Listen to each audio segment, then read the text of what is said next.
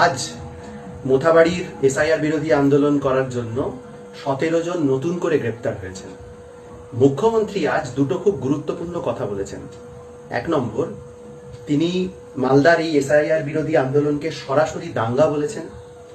দু নম্বর, তিনি বলেছেন যে এই আন্দোলনের মূল চক্রীকে ধরার জন্য তার সিআইডির অত্যন্ত গুরুত্বপূর্ণ ভূমিকা আছে, মানে তার সিআইডির ভূমিকাকে তিনি অত্যন্ত প্রশংসা করেছেন।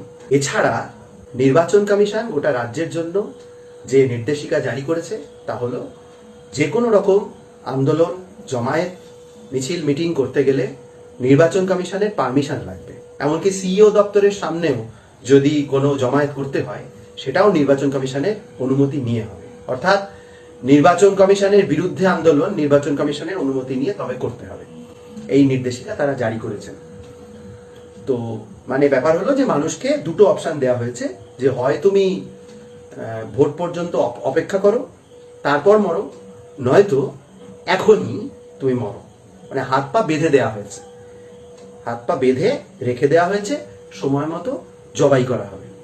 প্রশ্ন হলো যে আমাদের এই প্রশ্নটা খুব আসছে যে এর আগেও দেখা গেছে এরকম যখন নির্বাচন কমিশন, বিজেপি যখন রাজ্যে এই ধরনের আক্রমণ নামায়, তখন তার বিরুদ্ধে মানুষ যখন আন্দোলনে নামেন তখন বারে বারে এরকম রাজ্য সরকারের, মুখ্যমন্ত্রীর, তৃণমূল কংগ্রেস নামক দলটির ভূমিকা বিজেপির সঙ্গে পার্থক্য করা যায় না কেন?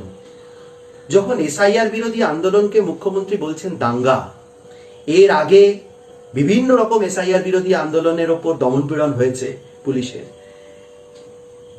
তখন কি মনে হয় যে আমরা আসলে বিজেপি বিরোধী কোনো রাজ্যে আছি? বলুন তো একবার। যখন সিআইডি বলছেন আমার দপ্তর, আমার সিআইডি তারা মূল চক্রীকে ধরেছে, তখন মনে আসে না যে এই কিছুদিন আগে রামনবমীতে শামশেরগঞ্জে যে ঘটনাটা ঘটলো তখন সিআইডি কোথায় ছিল?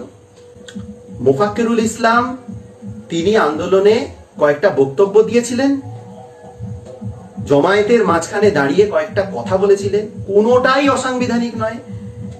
সেই মোফাক্কেরুল ইসলামকে গ্রেপ্তার করতে হবে এই দাবিতে বিজেপির সুর এবং তৃণমূলের সুর, তার মধ্যে কোনো পার্থক্য ছিল?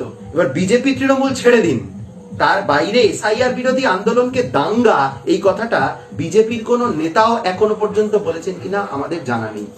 আমরা বলছি না যে বিজেপি শাসিত রাজ্য এবং অবিজেপি শাসিত রাজ্য দুটো সমান, না। অন্য কোনো রাজনৈতিক দলের কথা ছেড়ে দিন, অন্য কোনো রাজনৈতিক দল তো প্রাসঙ্গিকই নয়, কিন্তু সিভিল ডিসঅবিডিয়েন্স, আইন অমান্য আন্দোলন কিন্তু একটা গান্ধীয়ান ফর্ম, এটা মহাত্মা গান্ধীর আন্দোলন, অহিংস আন্দোলন।